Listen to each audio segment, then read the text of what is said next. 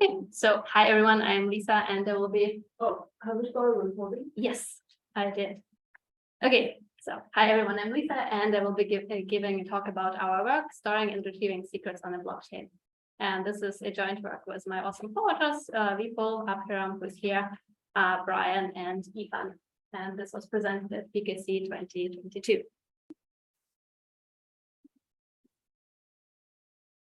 Okay, and to start things off, let me tell you about some absolutely unrelated applications. So first of all, time lock encryption. It allows you to encrypt a secret such that it can be only decrypted after a certain time has passed.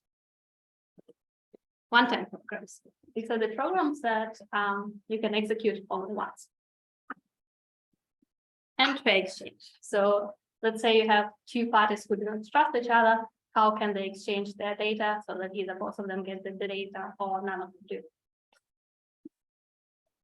And you might ask yourself, well, Lisa, that's cool, but why do we need to hear about this? So don't we need to learn about how to store secrets on the blockchain?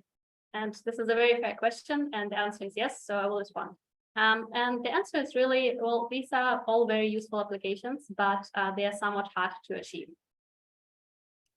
And what is more important is that we do know some constructions from, first of all, blockchains, and second of all, extractable witness encryption.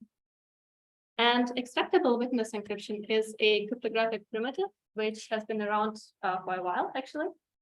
So first of all, witness encryption itself has been introduced about 10 years ago. And it can be defined for any NP language.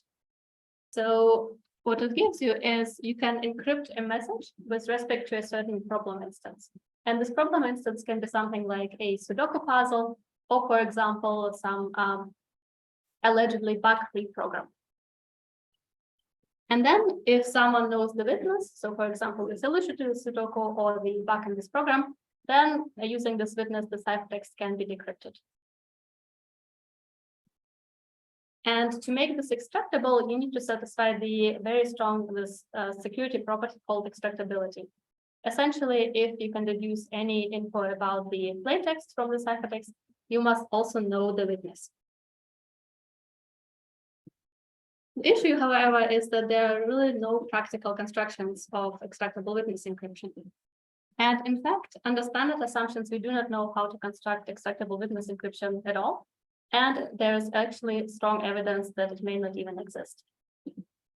So are we back to square one? Do we not have any constructions for all of the cool applications that I just introduced?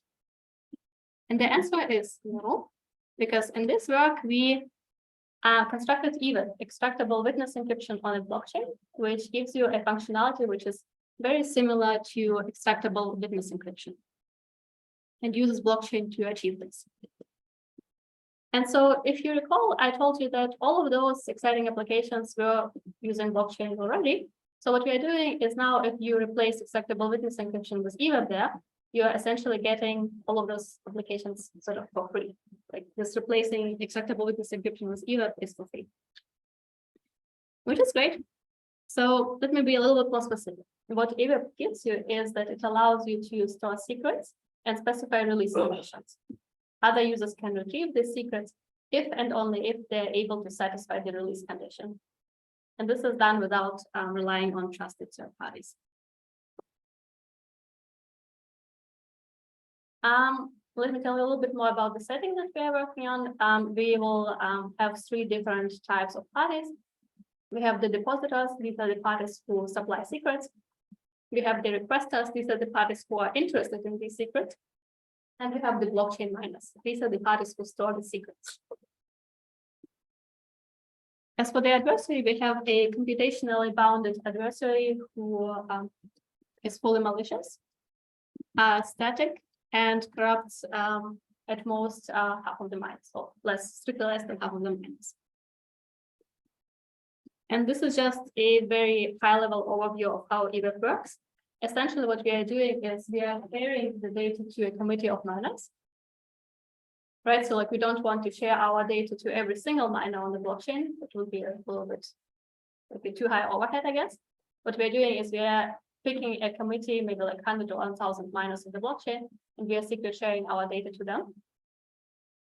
As the miners of the blockchain can join the system or leave the system more or less arbitrarily, we cannot rely on the same committee for the whole duration of the storage of the secret, but instead we will have separate committees which will be keeping the secrets for us, and then we will be passing secrets from one committee to the next as the time progresses.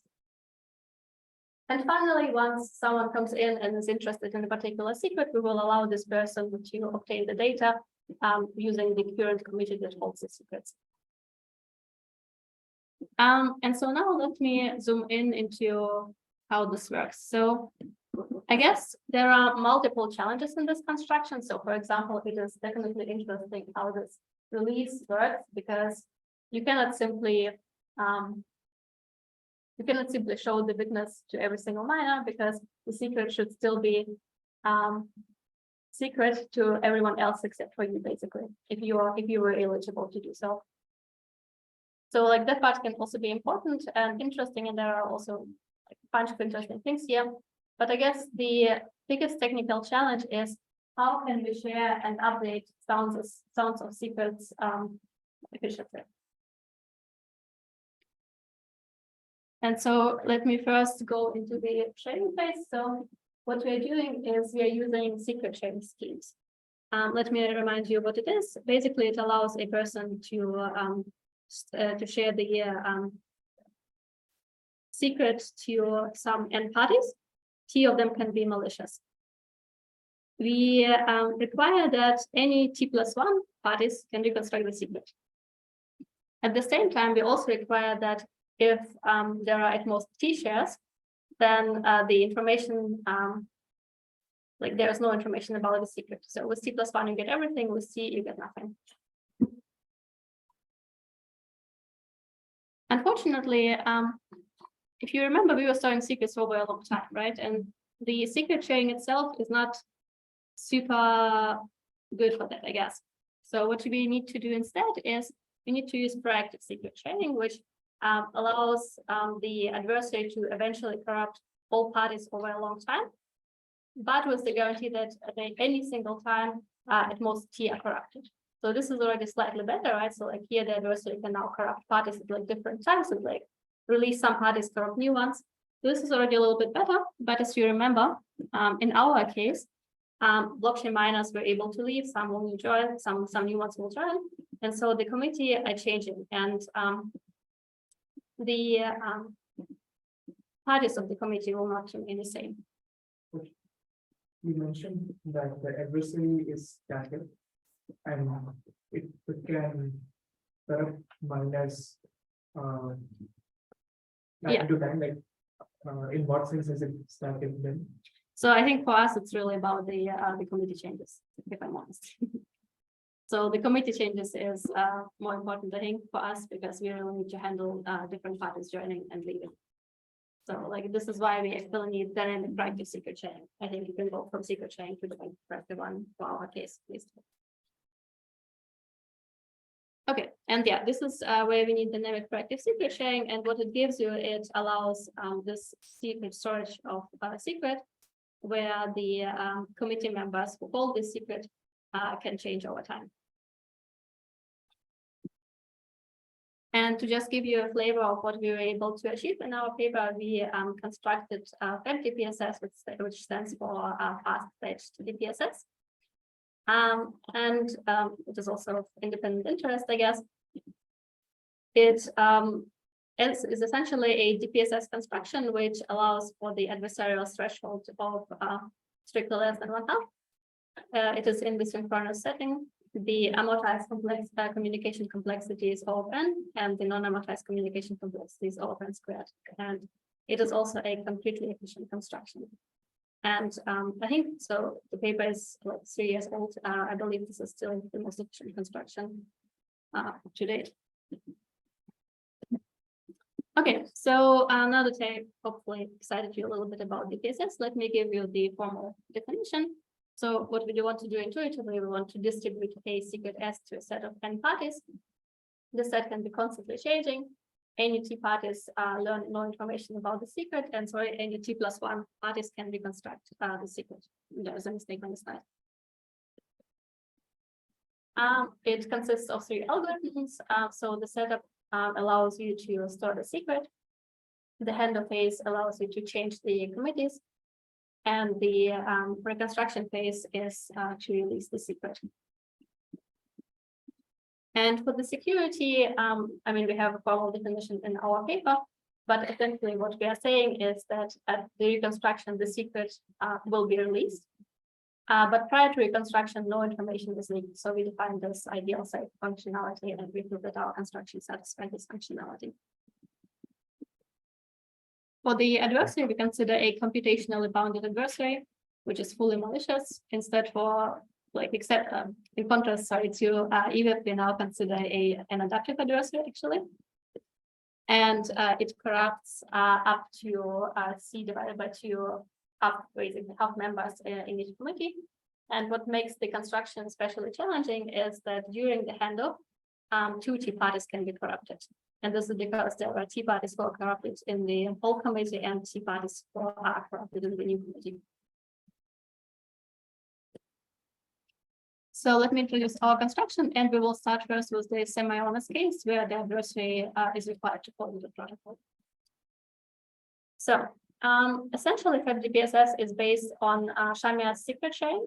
And as you remember, the degree T Shamia secret sharing really corresponds to a degree T polynomial.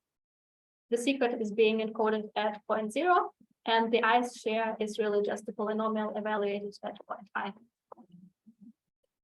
And I will be using this bracket notation later on in the slides. This just encodes basically the Shamia secret sharing of degree T of a value R. Okay, so how will we use it? Well, the idea is that in order to update the share, what we'll be doing is we'll be using the coupled sharings. And these are the sharings of the same random value R. Actually, let me not tell you the random value. This is just a value R, such that R and R prime are the same, but the sharings are different. So think about 2 polynomials which are different, but which are both the same value at 0.0. And to hand off the secret, what we are doing is we are first of all preparing coupled sharings of a uniformly random value, and this is done securely. All right, so like the new committee does that. Then the old committee will receive the shares of one of these values. The new committee will receive the shares of the other value. Right? Remember that the value is the same, but the sharings are different. What the old committee can now do is it can reconstruct S plus R. And this is secure because R is uniformly random. And what the new committee can now do is now it can use this value published by the old committee, this S plus R, and just subtract the shares of R prime. And basically, since R is equal to R prime, what you're getting is you're also getting a secret sharing S prime, which is equal to a sharing of a secret S. If this is unclear, please let me know.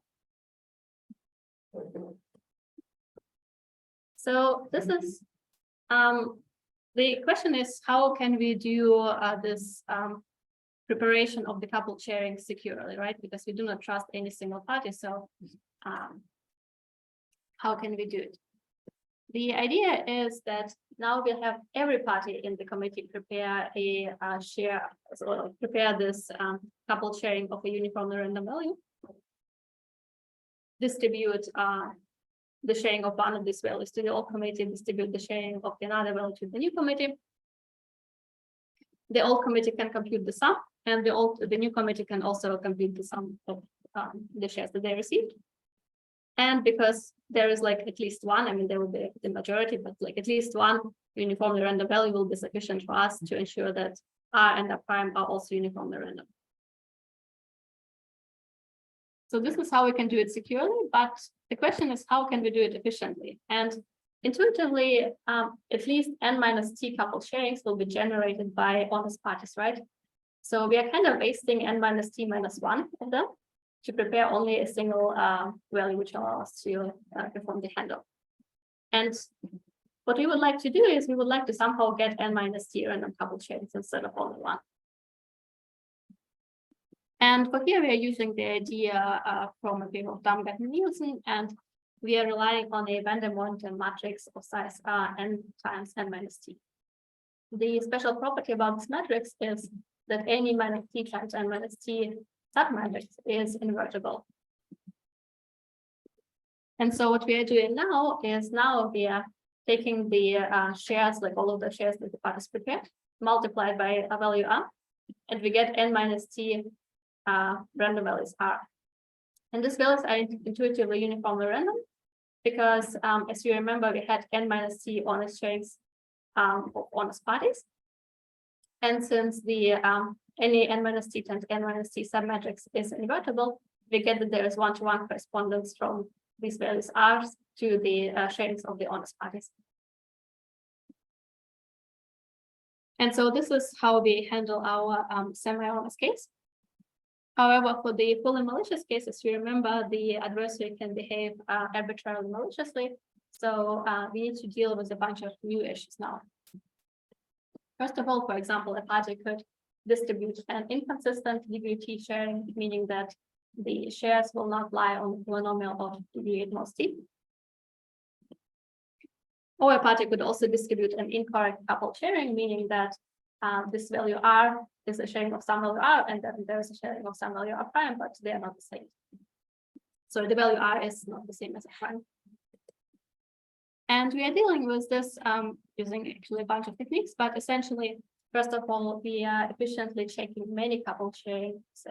Instead of checking them individually, we are checking them all at once by using a linear combination of those. And then we also use polynomial commitments to make the chimera secret chain into a verifiable secret chain. Okay, cool. So these are our results. For the synchronous setting, as you can see, this is our work. This is the previous work, chart, which was prior state of the art.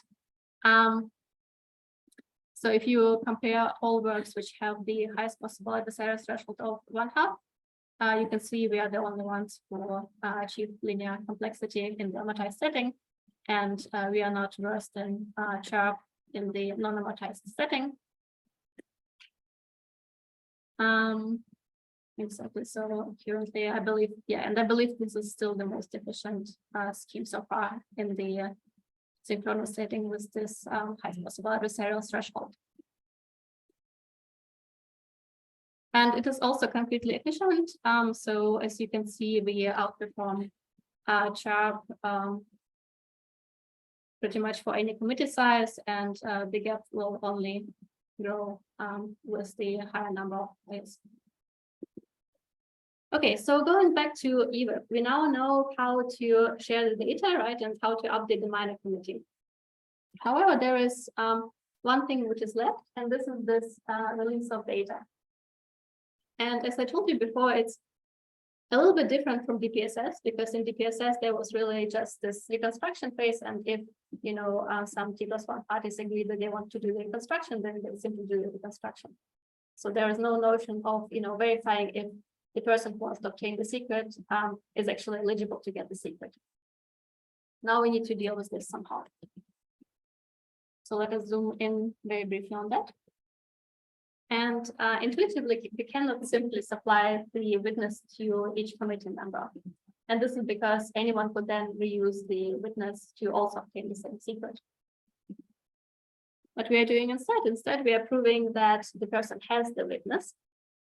And to again ensure that no one can reuse the proof, we also need some non-malleable proofs. So in fact, those are simulation extractable. If you remember the talk by Juan last week, this is where you use those things.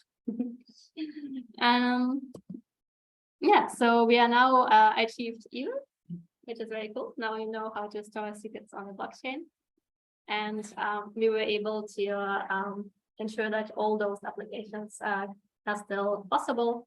So time lock encryption, one-time programs, fair exchange, and fair APC as well. And we also showed some new ones. So for example, the non-repudiation proof will allow a party to sort of have a receipt that they received certain data. And the deadman switch, I think it's actually one of my favorite ones. Honestly, it's like a little slightly weird name. But it is essentially a switch which triggers a certain process, for example, the release of the data. And so it can essentially act as a sort of insurance, for example, for journalists or for whistleblowers, because what they can do is they can store some secret data with eWEB.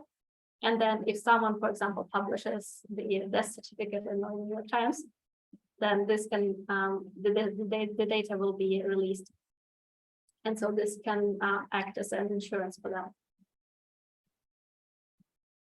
Okay, so thank you very much. Let me know if you have any questions.